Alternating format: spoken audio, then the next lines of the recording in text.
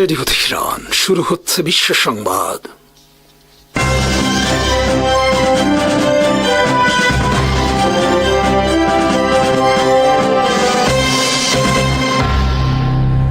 শুরুতেই সংবাদ শিরোনাম। আসসালামু আলাইকুম। ভেনিজুয়েলার পর এবার ট্রাম্পের টার্গেট ইরান। ট্রাম্প প্রশাসনের দাবি ইরানের নিঃশর্ত আত্মসমর্পণ অথবা যুদ্ধ। ভারত বাংলাদেশ ক্রিকেট উত্তেজনার খবর এবার আন্তর্জাতিক গণমাধ্যমে। সিরিয়ায় হামলা ব্রিটেন ও ফ্রান্সের। ভেনিজুয়েলার পর ট্রাম্প প্রশাসনের পরবর্তী টার্গেট হতে যাচ্ছে ইরান। ট্রাম্প প্রশাসন চায় ইরানের নিঃশর্ত আত্মসমর্পণ, কিন্তু তেহরান তাতে রাজি নয়। ফলে যুক্তরাষ্ট্র ইরান যুদ্ধ অনিবার্য হয়ে উঠেছে। সোমবার এই বিষয়ে একটি বিশ্লেষণধর্মী খবর প্রকাশ করেছে আল জাজিরা। এতে বলা হয়েছে, ট্রাম্প প্রশাসন চাচ্ছে ইরান যুক্তরাষ্ট্রের কাছে নিঃশর্ত আত্মসমর্পণ করুক। পারমাণবিক বোমা সহ ইসরায়েলের জন্য হুমকি এমন সব ধরনের অস্ত্র নির্মাণ কার্যক্রম স্থায়ীভাবে বন্ধ করুক, কিন্তু তেহরান তাতে রাজি নয়। আর দুই পক্ষের মধ্যে বর্তমানে কূটনৈতিকভাবে সমস্যা সমাধানেরও কোনো সম্ভাবনা নেই। ফলে ইরানও বরণ করতে পারে ভেনিজুয়েলার পরিণতি। ভেনিজুয়েলার প্রেসিডেন্ট নিকোলাস মাদুরোকে শুক্রবার শেষ রাতে ধরে নেওয়ার পর ইসরায়েলের সাবেক প্রধানমন্ত্রী ইয়ার লাপিদ ইরানের উদ্দেশ্যে বলেছেন, ভেনিজুয়েলায় কি হয়েছে সেদিকে মনোযোগ দেওয়া উচিত তেহরানের। কয়েকজন বিশ্লেষকের উদ্ধৃতি দিয়ে আল জাজিরার প্রতিবেদনে বলা হয়েছে, ইরান ও ভেনিজুয়েলার প্রেক্ষাপট এক নয়, কিন্তু তারপরও যুক্তরাষ্ট্র ভেনিজুয়েলা যুদ্ধ সম্ভাবনা বাতিল করা যাচ্ছে না। কারণ ভেনিজুয়েলায় আগ্রাসনের মাত্র এক সপ্তাহ আগে ইসরায়েলের প্রধানমন্ত্রী বেনিয়ামিন নেতানিয়াহু ট্রাম্পের সাথে বৈঠক করেছেন ফ্লোরিডায় ট্রাম্পের ব্যক্তিগত অবকাশ যাপন কেন্দ্র মারে লাগোয়ে। সেখানে নেতানিয়াহু ইরানে পুনরায় হামলার অনুমতি চেয়েছেন ট্রাম্পের কাছে। ইরানের মিসাইল শক্তিকে নেতানিয়াহু ইসরায়েলের জন্য হুমকি হিসেবে আখ্যায়িত করেছেন। ট্রাম্পও ইরানের বিরুদ্ধে নতুন হামলার হুমকি দিয়েছেন নেতানিয়াহুর সাথে বৈঠকের পর। ট্রাম্প বলেছেন, আমরা শুনতে পাচ্ছি ইরান আবার পারমাণবিক বোমা নির্মাণের কার্যক্রম শুরু করেছে। ইরান যদি আবার পারমাণবিক বোমা নির্মাণের কার্যক্রম শুরু করে, তাহলে এবার তাদের নিশ্চিহ্ন করে দেওয়া হবে। ট্রাম্প 3 বার ইরানকে ধ্বংস করার কথা উল্লেখ করেন এ সময়। কেবল পারমাণবিক বোমা নয়, ইরানের কাছে শক্তিশালী ব্যালিস্টিক মিসাইল থাকাও মেনে নেবে না যুক্তরাষ্ট্র ইসরায়েল। ইরানের চলমান বিক্ষোভে সাধারণ মানুষ হত্যা বন্ধের দাবি জানিয়ে ট্রাম্প শুক্রবার বলেছেন, আমরা ইরানে হামলার জন্য প্রস্তুত। বিশ্লেষকদের মতে ভেনিজুয়েলার ঘটনার পর ইরান স্বাভাবিকভাবে চাইবে নিজেদের প্রতিরক্ষা ব্যবস্থা আরও শক্তিশালী করতে, আর সেটাই হতে পারে ইরানে পুনরায় হামলার একটি অজুহাত। ইরানের বিরুদ্ধে নতুন করে হামলা করতে পারে ইসরায়েল এবং এই হামলায় যোগ দিতে পারে যুক্তরাষ্ট্র, আর যুক্তরাষ্ট্র নিজেও সরাসরি হামলা শুরু করতে পারে ইরানে। বিশ্লেষকরা আল জাজিরাকে বলেছেন, ভেনিজুয়েলায় আগ্রাসনের পর বিশ্বে জোর যার মুল্লুক তার নীতি প্রতিষ্ঠিত হয়েছে। বিশ্ব এখন আদিম যুগে ফিরে গেছে, যেখানে সবকিছু নির্ধারিত হয় কেবল শক্তির জোরে। এখানে দুর্বলের কোনো প্রতিকার নেই, কেবল নিঃশর্ত আত্মসমর্পণ ছাড়া। যেখানে দুর্বল রাষ্ট্রের সম্পদ লুট করা হয়ে ওঠে শক্তিশালী রাষ্ট্রের মূল লক্ষ্য, সেখানে অনেক সময় আত্মসমর্পণ করেও মুক্তি মেলে না দুর্বল রাষ্ট্রের। সম্পদের লোভে যদি শক্তিশালী রাষ্ট্র দুর্বল রাষ্ট্রকে দখল করতে চায়, সেখানে কোনো কূটনীতি কাজ করে না। আর ইরানি আগ্রাসনের ক্ষেত্রে সম্পদ মূল বিষয় না হলেও যুক্তরাষ্ট্র অঙ্গীকারাবদ্ধ ইসরায়েলের নিরাপত্তা নিশ্চিতের জন্য।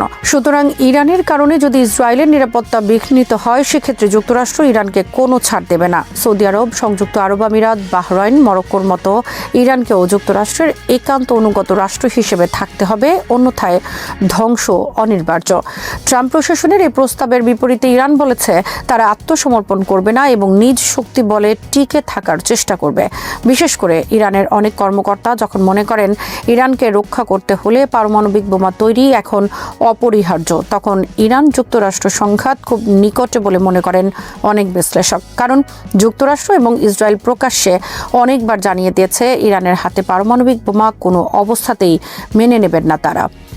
সিরিয়ায় হামলা চালিয়েছে ব্রিটেন ও ফ্রান্স। শনিবার সন্ধ্যায় দুই দেশ যৌথ হামলা চালায় কথিত আইএস দমনের নামে। এর আগে গত মাসে যুক্তরাষ্ট্র সিরিয়ায় হামলা চালিয়েছে আইএস দমনের অজুহাতে। এভাবে কথিত আইএস দমনের নামে সিরিয়া আবার পরিণত হয়েছে শক্তিশালী দেশগুলোর যুদ্ধ আর শক্তি প্রদর্শনের খেলার মাঠে। সিরিয়ায় হামলার মাধ্যমে বিভিন্ন শক্তিশালী দেশ তাদেরকে আন্তর্জাতিকভাবে শক্তিশালী হিসেবে হাজির করার প্রতিযোগিতায় নেমেছে। বস্তুত এসব দেশ যুক্তরাষ্ট্র যুক্তরাষ্ট্রের পদলেহি এবং যুক্তরাষ্ট্রের নির্দেশেই এই হামলা চালিয়েছে সিরিয়ায়। যুক্তরাষ্ট্রের নির্দেশে এর আগে ব্রিটেন, ফ্রান্স, জার্মানি সহ আরও বিভিন্ন পশ্চিমা দেশ ইয়েমেনে হামলা চালিয়েছে। ব্রিটেনের প্রতিরক্ষা মন্ত্রণালয়ের এক বিবৃতিতে বলা হয়েছে, সিরিয়ার পালমিরা এলাকায় মাটির নিচে আইএসের একটি সন্দেহজনক ঘাঁটি লক্ষ্য করে শনিবার সন্ধ্যায় যৌথ বিমান হামলা চালানো হয়েছে। বিশ্লেষকদের মতে সিরিয়ায় আইএস না থাকলেও যুক্তরাষ্ট্র সেখানে আইএস পোষার ব্যবস্থা করবে, যাতে আইএস দমনের অজুহাতে সেখানে তারা তাদের সামরিক উপস্থিতি বজায় রাখতে পারে। এবার ক্রিকেট নিয়ে ভারত বাংলাদেশ উত্তেজনার খবর ছড়িয়ে পড়েছে বিশ্ব গণমাধ্যমে। বাংলাদেশের বোলার মুস্তাফিজকে ভারতীয় ঘরোয়া ক্রিকেট লিগ আইপিএল থেকে বাদ দেওয়া হয়েছে ভারতীয় ক্রিকেট বোর্ডের নির্দেশে। এর মাধ্যমে বাংলাদেশের বিরুদ্ধে ভারতীয়দের তীব্র বিদ্বেষের বহিঃপ্রকাশ ঘটিয়েছে দেশটি। ভারতীয় এ ধরনের হীন মানসিকতার উপযুক্ত জবাব দিয়েছে বাংলাদেশ। আগামী মাসে ভারতে বসছে টি-20 বিশ্বকাপ ক্রিকেটের আসর। বাংলাদেশ ভারতে খেলতে না যাওয়ার সিদ্ধান্ত নিয়েছে। আন্তর্জাতিক ক্রিকেট সংস্থা আইসিসির কাছে বাংলাদেশ অনুরোধ জানিয়েছে বাংলাদেশের খেলাগুলো অন্য কোনো দেশে আয়োজন করতে। মুস্তাফিজকে বাদ দেওয়ার মাধ্যমে ভারতীয়দের বাংলাদেশ বিরোধী বিদ্বেষ সামনে আসার পর বাংলাদেশ ক্রিকেট বোর্ড জরুরি বৈঠকে বসে। বৈঠকে সিদ্ধান্ত নেওয়া হয় বাংলাদেশের ক্রিকেটার টিমের কর্মকর্তা, বোর্ড সদস্য সহ সবার সার্বিক নিরাপত্তার স্বার্থে ভারতে খেলতে যাওয়া উচিত হবে না। ভারত বাংলাদেশের খেলোয়াড় ও টিমের জন্য নিরাপদ কোনো ভেন্যু নয়। একই সাথে বাংলাদেশের সব মহল থেকে জোর দাবি উঠেছে বাংলাদেশে ভারতীয় আইপিএল খেলা সম্প্রচার বন্ধের বিষয়ে। এ অবস্থায় বড় ধরনের বিপাকে পড়তে যাচ্ছে ভারত। ভারতীয় সাম্প্রদায়িকতা ও প্রতিবেশী দেশের বিরুদ্ধে তাদের আগ্রাসী ও হীন মানসিকতার চিত্র নতুন করে প্রচার পাচ্ছে আন্তর্জাতিক গণমাধ্যমে। বিবিসি সহ বিভিন্ন গণমাধ্যম ফলাও করে প্রচার করেছে ভারতে বাংলাদেশের ক্রিকেট টিম খেলতে না যাওয়ার সিদ্ধান্তের বিষয়। পাকিস্তানের সাথে ভারতের তিক্ত সম্পর্কের কারণে বিশ্বকাপ ম্যাচের পাকিস্তানের সব খেলা অনুষ্ঠিত হবে শ্রীলঙ্কায়। এবার বাংলাদেশও ভারতে খেলতে যাওয়ার আপত্তি জানানোয় আন্তর্জাতিক অঙ্গনে বড় ধরনের ইমেজ সংকটে পড়েছে ভারত। আগামী 7 ফেব্রুয়ারি ভারতে শুরু হচ্ছে টি-20 বিশ্বকাপ ক্রিকেট এবং উদ্বোধনী দিনে ওয়েস্ট ইন্ডিজের বিরুদ্ধে বাংলাদেশের ম্যাচ রয়েছে। মাত্র 1 মাস আগে বাংলাদেশের ভেন্যু পরিবর্তনের দাবিতে বিপদে পড়তে যাচ্ছে আইসিসিও। এ অবস্থায় সব মহলের ক্ষোভ বাড়ছে ভারতের বিরুদ্ধে। বাংলাদেশ ভারত চলমান রাজনৈতিক উত্তেজনা ভারত টেনে এনেছে খেলার মাঠ পর্যন্ত। ভারতীয়রা পাকিস্তানের বিরুদ্ধে রাজনৈতিক দ্বন্দ্ব বারবার টেনে আনে খেলার মাঠে এবং পাকিস্তানের সফর নিষিদ্ধ করে রেখেছে অনেক দিন থেকে। বাংলাদেশের bowler Mustafizur Rahman IPL team Kolkata knight রাইডার্সের খেলার জন্য চুক্তি করেছিল, কিন্তু ভারতীয় ক্রিকেট বোর্ড কলকাতা নাইট রাইডার্সকে নির্দেশ দেয় মুস্তাফিজকে বাদ দেওয়ার জন্য। বাংলাদেশ সম্প্রতি 2 জন হিন্দু নিহতের ঘটনা ঘটেছে রাজনৈতিক কারণে কয়েকজন মুসলমানও নিহত হয়েছে বাংলাদেশে। কিন্তু বাংলাদেশে পারিবারিক, রাজনৈতিক ও সামাজিক কারণে কোনো হিন্দু নিহত হলেই ভারত তাকে ধর্মীয় কারণে হত্যা করা হয়েছে বলে রাষ্ট্রীয়ভাবে বিবৃতি প্রকাশ করে। সারা বিশ্বে মিথ্যা প্রচার চালায় বাংলাদেশে হিন্দুদের হত্যা করা হচ্ছে ধর্মীয় কারণে, কিন্তু ধর্মীয় কারণে ভারতে অহরহ মুসলমানদের হত্যা করা হচ্ছে এ নিয়ে কোনো কথা নেই ভারতের। এদিকে মুস্তাফিজকে আইপিএল থেকে বাদ দেয়ায় ভারতের বিভিন্ন মহল থেকে দাবি তোলা হয়েছে মুস্তাফিজ নয়, হাসিনাকে বাংলাদেশে ফেরত পাঠানো হোক। মার্কিন যুক্তরাষ্ট্রের ইতিহাসে বহু সামরিক হস্তক্ষেপ, সরকার উৎখাত, গোপন অভিযান ও বিদেশি নেতাদের বিরুদ্ধে অভিযান ঘটেছে, কিন্তু ভেনিজুয়েলার বিরুদ্ধে সাম্প্রতিক হামলা এবং দেশটির প্রেসিডেন্ট নিকোলাস মাদুরোকে আটক করার দাবি এমন একটি পর্যায়ে গিয়ে দাঁড়িয়েছে যেখানে যুক্তরাষ্ট্রের অভ্যন্তরীণ রাজনৈতিক বিভাজন, আন্তর্জাতিক আইনের ভবিষ্যৎ, সার্বভৌমত্বের ধারণা এবং বৈশ্বিক ক্ষমতার ভারসাম্য সবকিছু একসঙ্গে প্রশ্নের মুখে পড়েছে। ডোনাল্ড ট্রাম্প প্রশাসনের এই পদক্ষেপ শুধু লাতিন আমেরিকায় নয়, বরং গোটা আন্তর্জাতিক ব্যবস্থায় একটি গভীর অস্থিরতা তৈরি করেছে, যার প্রতিক্রিয়া স্পষ্টভাবে প্রতিফলিত হয়েছে ওয়াশিংটন ডিসির কংগ্রেস হল থেকে শুরু করে জাতিসংঘ এবং বৈশ্বিক দক্ষিণের নেতাদের বক্তব্যে। এই ঘটনার কেন্দ্রবিন্দুতে রয়েছে যুক্তরাষ্ট্রের দাবি অনুযায়ী ভেনেজুয়েলার প্রেসিডেন্ট নিকোলাস মাদুরোর গ্রেপ্তার বা আটক এবং একই সঙ্গে কারাকাসে বড় পরিসরের সামরিক হামলা। ট্রাম্প নিজে ঘোষণা করেছেন যে যুক্তরাষ্ট্র আপাতত ভেনেজুয়েলা চালাবে যতক্ষণ না একটি নিরাপদ ও সুশৃঙ্খল রাজনৈতিক রূপান্তর সম্পন্ন হয়। এই বক্তব্য কেবলমাত্র সামরিক অভিযান নয়, বরং কার্যত একটি সার্বভৌম রাষ্ট্রের উপর অঘোষিত দখলদারিত্বের ইঙ্গিত বহন করে। ফলে প্রশ্ন উঠেছে, এটি কি মাদক বিরোধী অভিযান নাকি স্পষ্টভাবে একটি রেজিম চেঞ্জ অপারেশন? যুক্তরাষ্ট্রের ডেমোক্র্যাট আইন প্রণেতারা এই প্রশ্নের উত্তর অনেক আগেই দিয়ে দিয়েছেন। তাদের দৃষ্টিতে এটি একটি অবৈধ, উস্কানিমূলক এবং আন্তর্জাতিক আইন লঙ্ঘনকারী আগ্রাসন। কংগ্রেসওম্যান রাশিদা তালিব একে একটি বেপরোয়া রাষ্ট্রের আচরণ বলে অভিহিত করেছেন এবং বলেছেন যুক্তরাষ্ট্রের সংবিধান ও আন্তর্জাতিক আইন দুটোই এখানে লঙ্ঘিত হয়েছে। তার বক্তব্যে একটি গুরুত্বপূর্ণ বিষয় উঠে আসে। আমেরিকান জনগণ আর কোনো নতুন বিদেশি রেজিম চেঞ্জ যুদ্ধ চায় না। ইরাক, আফগানিস্তান, লিবিয়া এই অভিজ্ঞতাগুলো যুক্তরাষ্ট্রের সমাজ ও রাজনীতিতে গভীর ক্ষত সৃষ্টি করেছে। ফলে ভেনেজুয়েলায় এই অভিযান সেই পুরনো দুঃস্বপ্নেরই পুনরাবৃত্তি হিসেবে দেখা হচ্ছে। ডেমোক্র্যাট সিনেটর অ্যান্ডি কিমের প্রতিক্রিয়া আরও এক ধাপ এগিয়ে গেছে। তিনি সরাসরি অভিযোগ করেছেন যে পররাষ্ট্রমন্ত্রী মার্কো রুবিও এবং প্রতিরক্ষা মন্ত্রী পিট হেগসেথ কংগ্রেসকে মিথ্যা বলেছেন। মাত্র এক মাস আগেই তারা দাবি করেছিলেন যে ভেনেজুয়েলার বিরুদ্ধে চাপ প্রয়োগ রেজিম চেঞ্জের উদ্দেশ্য নয়। কিন্তু এখন মাদুরোকে আটক করা এবং ট্রাম্পের ভেনেজুয়েলা চালানোর ঘোষণা সেই বক্তব্যকে সম্পূর্ণভাবে মিথ্যা প্রমাণ করেছে। কিমের মতে কংগ্রেসের অনুমোদন এড়িয়ে যাওয়ার কারণ একটাই, এই যুদ্ধ মার্কিন জনগণের সমর্থন পাবে না। এটি শক্তির প্রদর্শন নয়, বরং বিপজ্জনক ও দায়িত্বজ্ঞানহীন পররাষ্ট্রনীতি, যা ভেনেজুয়েলা এবং গোটা অঞ্চলে থাকা মার্কিন নাগরিকদের ঝুঁকির মুখে ফেলেছে। ডেমোক্র্যাট কংগ্রেসম্যান বেটি ম্যাককলাম এই হামলাকে স্পষ্টত অবৈধ বলে আখ্যা দিয়ে অবিলম্বে হামলা বন্ধের আহ্বান জানিয়েছেন। প্রতিরক্ষা বিষয়ক বরাদ্দ উপকমিটির শীর্ষ ডেমোক্র্যাট হিসেবে তার বক্তব্যের রাজনৈতিক ও সাংবিধানিক গুরুত্ব রয়েছে। তিনি স্পষ্টভাবে বলেছেন, ভেনেজুয়েলা যুক্তরাষ্ট্রের জন্য কোনো তাৎক্ষণিক জাতীয় নিরাপত্তা হুমকি নয় এবং কংগ্রেস এই অঞ্চলে বল প্রয়োগের অনুমোদন দেয়নি। এই বক্তব্য মার্কিন সংবিধানের একটি মৌলিক নীতির কথা স্মরণ করিয়ে দেয়। যুদ্ধ ঘোষণার ক্ষমতা প্রেসিডেন্টের নয়, কংগ্রেসের হাতে। ট্রাম্প প্রশাসন সেই নীতিকে কার্যত উপেক্ষা করেছে। ডেমোক্র্যাট সিনেটর রিউবেন গ্যালোগোর ভাষায় এটি একটি অবৈধ যুদ্ধ এবং যুক্তরাষ্ট্র মাত্র এক বছরের মধ্যে বিশ্বের পুলিশ থেকে বিশ্বের বুলিতে পরিণত হয়েছে। এই মন্তব্যটি অত্যন্ত তাৎপর্যপূর্ণ, কারণ এটি যুক্তরাষ্ট্রের নৈতিক অবস্থান নিয়ে প্রশ্ন তোলে। একদিকে যুক্তরাষ্ট্র রাশিয়ার ইউক্রেন আক্রমণ ও চীনের তাইওয়ান বিষয়ে আগ্রাসী অবস্থানের নিন্দা করে, অন্যদিকে নিজেই একটি সার্বভৌম রাষ্ট্রে হামলা চালিয়ে তার রাষ্ট্রপ্রধানকে আটক করে। এই দ্বৈত মানদণ্ড আন্তর্জাতিক ব্যবস্থার বিশ্বাসযোগ্যতাকে ক্ষতিগ্রস্ত করে। জিম ম্যাক গভর্নরের বক্তব্যেও সেই একই প্রশ্ন প্রতিধ্বনিত হয়েছে। কংগ্রেসের অনুমোদন ছাড়াই এবং অধিকাংশ মার্কিন নাগরিকের বিরোধিতা সত্ত্বেও কিভাবে এই হামলা চালানো হলো? তার আরেকটি প্রশ্ন আরও গভীর সামাজিক বাস্তবতার দিকে ইঙ্গিত করে।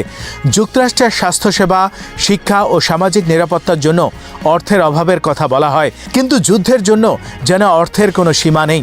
এটি সামরিক শিল্প কমপ্লেক্স এবং রাজনৈতিক ক্ষমতার সম্পর্ক নিয়ে পুরনো বিতর্ককে আবার সামনে নিয়ে এসেছে। অন্যদিকে রিপাবলিকান শিবিরে ভিন্ন সুর। সিনেটর টম কটন ট্রাম্পকে অভিনন্দন জানিয়ে মাদুরোকে অবৈধ স্বৈরশাসক ও মাদক সাম্রাজ্যের পরিচালক হিসেবে আখ্যা দিয়েছেন। তার যুক্তি অনুসারে মাদুরের বিরুদ্ধে যুক্তরাষ্ট্রে দীর্ঘদিন ধরে মাদক পাচার ও নার্কো সন্ত্রাসবাদের অভিযোগ রয়েছে, ফলে তাকে আটক করা ন্যায্য।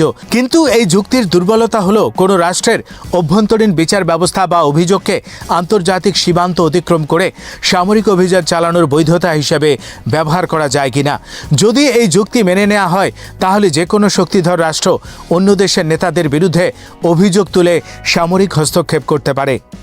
সিনেটর মাইক লি তুলনামূলকভাবে সাংবিধানিক যুক্তি হাজির করেছেন। তার দাবি, মাদুরোকে গ্রেফতার করতে গিয়ে যুক্তরাষ্ট্রের সামরিক উপস্থিতি ছিল মূলত অভিযানে যুক্ত মার্কিন কর্মীদের নিরাপত্তা নিশ্চিত করার জন্য, যা প্রেসিডেন্টের আর্টিকেল 2 ক্ষমতার আওতায় পড়ে। কিন্তু এই ব্যাখ্যাও বিতর্কিত, কারণ কর্মী সুরক্ষা আর বৃহৎ আকারের সামরিক হামলা এক বিষয় নয়। এখানে স্পষ্টভাবে বল প্রয়োগ হয়েছে, যা যুদ্ধ ক্ষমতার প্রশ্নকে সামনে আনে। ফ্লোরিডার সিনেটর রিক স্কট এই অভিযানকে পেশাদার ও নিখুঁত বলে বর্ণনা করেছেন এবং এটিকে শান্তির মাধ্যমে শক্তি প্রদর্শন হিসেবে দেখিয়েছেন। তার বক্তব্যে ভেনেজুয়েলার মাদক সমস্যা এবং মার্কিন সমাজে মাদকজনিত মৃত্যুর বিষয়টি তুলে ধরা হয়েছে। কিন্তু এখানেও প্রশ্ন থেকে যায়, মাদক পাচারের প্রধান উৎস হিসেবে যেখানে মেক্সিকান কার্টেলগুলোর নাম বারবার উঠে আসে, সেখানে ভেনেজুয়েলাকে লক্ষ্য করে এই মাত্রার সামরিক পদক্ষেপ কেন? এই প্রশ্নটি তুলেছেন রিপাবলিকান কংগ্রেসম্যান মার্জরি ট্রেইলর গ্রিন, যিনি ট্রাম্পের একসময় ঘনিষ্ঠ মিত্র হলেও এখন সমালোচকের ভূমিকায়।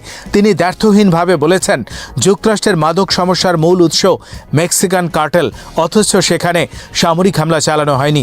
তিনি আরও স্মরণ করিয়ে দিয়েছেন যে ট্রাম্প সম্প্রতি হন্ডুরাসের সাবেক প্রেসিডেন্ট হুয়ান অরল্যান্ডো হার্নান্দেজকে ক্ষমা করেছেন, যিনি বিশাল পরিমাণ কোকেন পাচারের দায়ে দণ্ডিত ছিলেন।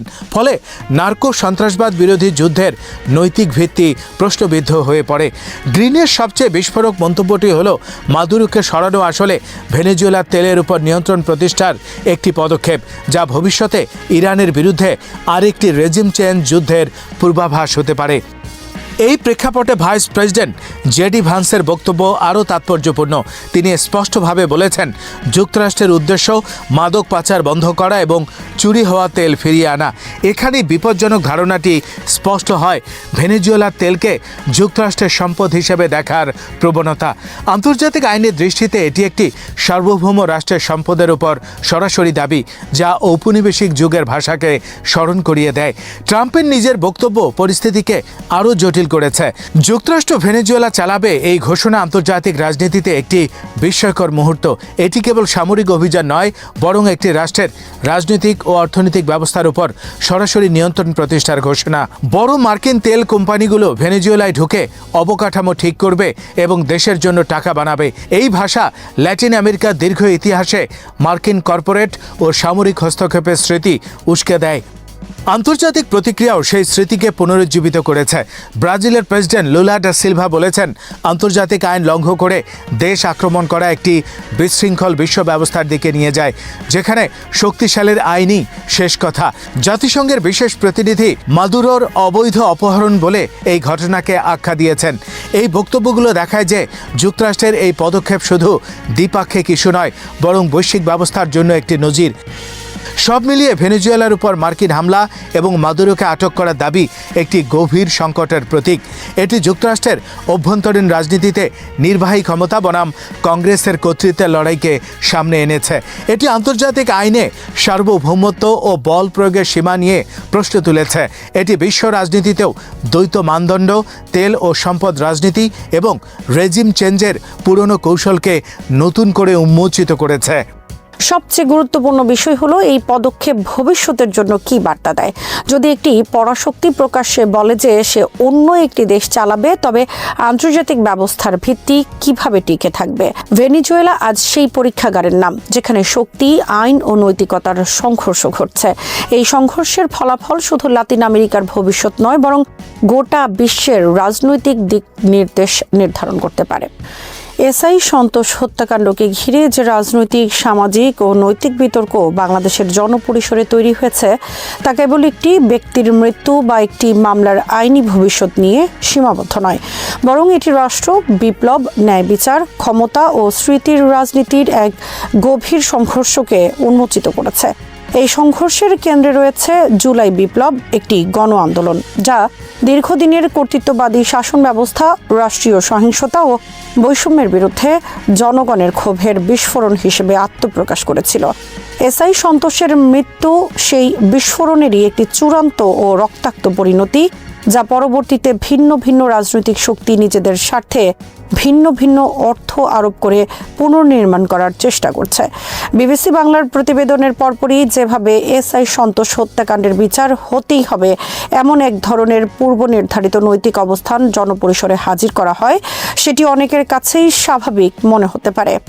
পুলিশ কর্মকর্তা হত্যার ঘটনা যে কোনো রাষ্ট্রেই গুরুতর অপরাধ এবং আইন ও শৃঙ্খলা রক্ষাকারী বাহিনীর সদস্যকে হত্যা করা কোনোভাবেই গ্রহণযোগ্য নয়। এই বক্তব্যের সঙ্গে দ্বিমত পোষণ করার সুযোগ কম, কিন্তু সমস্যাটি শুরু হয় তখনই যখন এই হত্যাকাণ্ডকে তার সামগ্রিক প্রেক্ষাপট থেকে বিচ্ছিন্ন করে একটি মাত্র ন্যারেটিভে রূপান্তর করা হয়। এখানে এসআই সন্তোষকে কেবল হত্যা শিকার এক পুলিশ কর্মকর্তা হিসেবে উপস্থাপন করা হয়, কিন্তু জুলাই বিপ্লবের সময়কালে তার ভূমিকা, অভিযোগকৃত কর্মকাণ্ড এবং তার বিরুদ্ধে জমে ওঠা জনরোষকে ইচ্ছাকৃতভাবে আড়াল করা হয়েছে। এই ন্যারেটিভ নির্মাণের একটি গুরুত্বপূর্ণ কৌশল ছিল পরিচয় ভিত্তিক রাজনীতি। এসআই সন্তোষকে সংখ্যালঘু সম্প্রদায়ের একজন পুলিশ কর্মকর্তা হিসেবে তুলে ধরে হত্যাকাণ্ডকে সাম্প্রদায়িক সহিংসতার ফ্রেমে ফেলার চেষ্টা করা হয়। বাম, আওয়ামী লীগপন্থী ও ভারত ঘেঁষা অনলাইন অ্যাক্টিভিস্টরা এই কৌশলটি বেশ দক্ষতার সঙ্গে ব্যবহার করে, যাতে জুলাই বিপ্লবকে একটি সাম্প্রদায়িক, সহিংস ও অগণতান্ত্রিক আন্দোলন হিসেবে চিত্রিত করা যায়। এতে শুধু আওয়ামী লীগের পতিত শাসনের দায় লঘু হয় না, বরং আন্দোলনের নৈতিক বৈধতাকেও প্রশ্নবিদ্ধ করা সম্ভব হয়। আরও উদ্বেগজনক বিষয় হল এই প্রচেষ্টায় কিছু ভারতপন্থী বিএনপি ঘেঁষা অ্যাক্টিভিস্টের সমর্থন যোগ হওয়া, যা বাংলাদেশের মূলধারা রাজনীতিতে আদর্শিক বিভাজনের চেয়ে ভূ রাজনৈতিক আনুগত্যকে বড় করে তোলে। কিন্তু ঘটনা প্রবাহের ভেতরে ঢুকলে দেখা যায় এসআই সন্তোষের মৃত্যু কোনো আকস্মিক বা অকারণ সহিংসতার ফল ছিল না। জুলাই বিপ্লবের উত্তাল সময়কালে তার বিরুদ্ধে শিশু কিশোর সহ অন্তত 11 জন মানুষকে হত্যার অভিযোগ উঠে আসে। প্রত্যক্ষদর্শী ও আন্দোলনকারীদের ভাষ্য অনুযায়ী এই হত্যাকাণ্ডগুলো ছিল নির্মম, নির্বিচার ও প্রকাশ্য। রাষ্ট্রীয় ক্ষমতার আশ্রয়ে একজন পুলিশ কর্মকর্তা যখন এমন সহিংসতায় লিপ্ত হন, তখন তার বিরুদ্ধে ক্ষোভ কেবল রাজনৈতিক নয়, গভীরভাবে নৈতিক রূপও ধারণ করে। শেখ হাসিনার দেশত্যাগ ও সরকারের পতনের পর যে জনরোষ বিস্ফোরিত হয়, তা ছিল দীর্ঘদিনের জমে থাকা ভয়, ক্ষোভ ও অপমানের প্রতিক্রিয়া। থানা ঘেরাও, বিচার দাবি এবং শেষ পর্যন্ত উত্তেজিত জনতার হাতে এসআই সন্তোষের মৃত্যু, এই সব কিছুই সেই অগ্নিগর্ভ বাস্তবতার অংশ, যেখানে রাষ্ট্র কার্যত তার নৈতিক কর্তৃত্ব হারিয়েছিল। এখানে একটি গুরুত্বপূর্ণ প্রশ্ন উঠে আসে, গণপিটুনি কি ন্যায় বিচার? আইনগতভাবে উত্তর অবশ্যই না, কিন্তু সামাজিক ও রাজনৈতিক বিশ্লেষণে বিষয়টি এত সরল নয়। যখন রাষ্ট্র নিজেই ধারাবাহিকভাবে বিচারহীনতা লালন করে, যখন আইন শৃঙ্খলা বাহিনীর সদস্যরা অপরাধ করেও দায় মুক্তি পায়, তখন জনগণের মধ্যে আইন নিজের হাতে তুলে নেয়ার প্রবণতা তৈরি হয়। এটি কোনোভাবেই সমর্থনযোগ্য না হলেও বিশ্লেষণের ক্ষেত্রে এই বাস্তবতাকে অস্বীকার করা যায় না। এসআই সন্তোষের মৃত্যুকে যদি শুধুই আইন বহির্ভূত হত্যাকাণ্ড বলে দাগিয়ে দেওয়া হয়, তবে সেই কাঠামোগত সহিংসতা ও বিচারহীনতার প্রশ্নগুলো অদৃশ্য হয়ে যায়, যা এই ঘটনাকে সম্ভব করে তুলেছিল। এসআই সন্তোষের সঙ্গে ইসকন সংশ্লিষ্টতা বা উগ্র হিন্দুত্ববাদী গোষ্ঠীর সম্ভাব্য সম্পর্কের অভিযোগগুলো এই বিতর্ককে আরও জটিল করে তুলেছিল। এই দাবিগুলো সত্য হোক বা না হোক, এগুলো জনপরিসরে আলোচনার অংশ হয়ে ওঠে, কারণ বাংলাদেশের রাজনীতিতে দীর্ঘদিন ধরেই একটি ধারণা কাজ করছে, রাষ্ট্রীয় ক্ষমতার সঙ্গে নির্দিষ্ট আদর্শিক ও ধর্মীয় শক্তির আঁতাত। আওয়ামী লীগের শাসনামলে ভারতের সঙ্গে ঘনিষ্ঠ সম্পর্ক, নিরাপত্তা ও গোয়েন্দা সহযোগিতা এবং সংখ্যালঘু রাজনীতির ব্যবহার, এই সব কিছু মিলিয়ে একটি সন্দেহের বাতাবরণ তৈরি হয়েছিল। এসআই সন্তোষ সেই সন্দেহের প্রতীক হয়ে ওঠে এবং তার মৃত্যু সেই ক্ষোভের বিস্ফোরণ হিসেবে ব্যাখ্যা করা হয়। এই প্রেক্ষাপটেই বৈষম্য বিরোধী ছাত্র আন্দোলনের নেতা মাহদি হাসানের ভূমিকা গুরুত্বপূর্ণ হয়ে ওঠে। তিনি থানায় গিয়ে স্বীকারোক্তি দেওয়ার মাধ্যমে যে দায়িত্বশীলতার পরিচয় দেন, সেটিকে বাম সেকুলার মহল ভিন্ন খাতে প্রবাহিত করার চেষ্টা করে। স্বীকারোক্তিকে ব্যবহার করে পুরো জুলাই আন্দোলনকে অপরাধী সাব্যস্ত করার একটি বৃহত্তর প্রকল্পের সূচনা হয়। এখানে লক্ষ্য ছিল স্পষ্ট, জুলাই বিপ্লবকে ক্রিমিনালাইজ করা, যাতে ভবিষ্যতে এই আন্দোলনের উপর দাঁড়িয়ে থাকা যে কোনো রাজনৈতিক শক্তিকে নৈতিকভাবে দুর্বল করা যায়। মাহদি হাসানকে মধ্যরাতে ডিবি পুলিশ তুলে নিয়ে যাওয়ার ঘটনা এই আশঙ্কাকে আরও ঘনীভূত করে। এটি কেবল একটি গ্রেফতার নয়, এটি ছিল একটি বার্তা। সেই বার্তা ছিল রাষ্ট্র এখনও তার পুরনো দমনমূলক হাতিয়ার ব্যবহার করতে প্রস্তুত এবং জুলাই বিপ্লবের নেতৃত্ব সেই হাতিয়ারের বাইরে নয়। এই ঘটনার বিরুদ্ধে ঢাকা সহ সারা দেশে যে প্রতিক্রিয়া তৈরি হয়, তা দেখিয়ে দেয় যে জুলাই বিপ্লব কেবল অতীতের একটি ঘটনা নয়, এটি এখনও একটি জীবন্ত রাজনৈতিক বাস্তবতা। জনতার চাপের মুখে মাহদি হাসানের জামিন এবং আদালত প্রাঙ্গণে তার গণসংবর্ধনা, এই সব কিছু রাষ্ট্রকে আবারও মনে করিয়ে দেয় যে বৈধতা কেবল আইনি প্রক্রিয়া থেকে আসে না, আসে জনসমর্থন থেকেও। এই পর্যায়ে এসে মৌলিক প্রশ্নগুলো সামনে আসে। জুলাই বিপ্লব কি একটি ক্রিমিনাল অফেন্স? যদি আন্দোলনের সময় সংগঠিত ঘটনাগুলোর জন্য জুলাই যোদ্ধাদের বিচার করা হয়, তবে সেই আন্দোলনের উপর দাঁড়িয়ে থাকা সরকারের নৈতিক ভিত্তি কোথায়? যে বিপ্লব একটি শাসন ব্যবস্থাকে উৎখাত করলো, সেই বিপ্লবকে অপরাধী সাব্যস্ত করে কি সেই শাসনত্ব রাষ্ট্র টিকে থাকতে পারে? ইতিহাস বলছে পারে না, অন্তত দীর্ঘমেয়াদে নয়। এই কারণেই বৈষম্য বিরোধী ছাত্র আন্দোলনের নেতারা জুলাই বিপ্লবের সময়কালীন ঘটনা প্রবাহকে ইনডেমনিটি দেওয়ার দাবি তুলছেন। ইনডেমনিটি মানে দায় মুক্তি নয়, বরং একটি রাজনৈতিক স্বীকৃতি যে একটি বিশেষ ঐতিহাসিক মুহূর্তে সংগঠিত ঘটনাগুলোকে স্বাভাবিক আইনি মানদণ্ডে বিচার করা হলে সেটা ইতিহাসের ন্যায্যতা বিকৃত করে। রাষ্ট্রপতির অধ্যাদেশের মাধ্যমে এমন ইনডেমনিটি কার্যকর করার দাবি আসলে ভবিষ্যতের প্রতারণার আশঙ্কা থেকে জন্ম নেয়। যদি আজ এই স্বীকৃতি না দেয়া হয়, তবে আগামীতে নির্বাচিত যে কোনো সরকার আইনের নামে জুলাই বিপ্লবীদের টার্গেট করতে পারে, প্রতিশোধ নিতে পারে, এমনকি শারীরিকভাবে নিশ্চিহ্ন করার পথ তৈরি করতে পারে। এই সংখ্যাকে আরও বাড়িয়ে তোলে বর্তমান রাজনৈতিক প্রেক্ষাপট। বিএনপির সঙ্গে ভারতের রাজনৈতিক ঘনিষ্ঠতা, ডিপ স্টেট ও এনএসআই প্রধানের তারেক রহমানের সাক্ষাৎ, এইসব ঘটনা সরকারের নিরপেক্ষতা নিয়ে প্রশ্ন তোলে। যারা জুলাই বিপ্লবকে একটি সার্বভৌম, গণতান্ত্রিক ও বৈষম্যহীন রাষ্ট্রের স্বপ্ন হিসেবে দেখেছিলেন, তাদের কাছে এই সমীকরণগুলো অস্বস্তিকর। কারণ বাংলাদেশের ইতিহাসে ডিপ স্টেট, সেনা আমলা ও বিদেশি প্রভাবের মিলিত ষড়যন্ত্র বহুবার গণতান্ত্রিক আকাঙ্ক্ষাকে ধ্বংস করেছে। এই প্রেক্ষাপটে বিশ্লেষকরা যে তুলনাগুলো টানছেন, 15 আগস্টের বিপ্লবী, 75-এর বিপ্লবী, সেগুলো নিছক আবেগপ্রবণ নয়। ইতিহাসে দেখা গেছে যারা একসময় ক্ষমতার পরিবর্তনের নায়ক ছিলেন, পরবর্তী সময়ে তারাই রাষ্ট্রের কাছে সবচেয়ে বড় ঝুঁকি হিসেবে বিবেচিত হয়েছেন। 15 আগস্টের পর যেভাবে ক্ষমতার ভেতরের দ্বন্দ্ব ও ষড়যন্ত্রে বিপ্লবীরা একে একে নিশ্চিহ্ন হয়েছেন, বা 75-এর পর যেভাবে ফাঁসির দড়ি তাদের জন্য প্রস্তুত ছিল, সেই স্মৃতি আজ আবার ফিরে আসছে। জুলাই বিপ্লবীদের ভবিষ্যৎ কি সেই একই পথে হাঁটছে? এই প্রশ্নের উত্তর এখনো নির্দিষ্ট নয়, কিন্তু লক্ষণগুলো উপেক্ষা করার মতো নয়। সবচেয়ে বড় বিপদ হলো স্মৃতির রাজনীতি। যদি রাষ্ট্র ও প্রভাবশালী বুদ্ধিবৃত্তিক মহল মিলে জুলাই বিপ্লবের ইতিহাসকে নতুন করে লিখতে শুরু করে, যেখানে বিপ্লবীরা অপরাধী, সহিংস ও সাম্প্রদায়িক, আর রাষ্ট্রীয় সহিংসতার প্রতিক্রিয়া ভুক্তভোগী, তবে সেই ইতিহাস ভবিষ্যৎ প্রজন্মের চেতনা গড়ে দেবে। তখন জুলাই বিপ্লব আর মুক্তির প্রতীক থাকবে না, থাকবে বিশৃঙ্খলার উদাহরণ হিসেবে। এই কারণেই আজকের এই বিতর্ক এত গুরুত্বপূর্ণ। এটি কেবল এসআই সন্তোষ বা মাহাদি হাসানের গল্প নয়, এটি বাংলাদেশের গণতান্ত্রিক ভবিষ্যতের প্রশ্ন।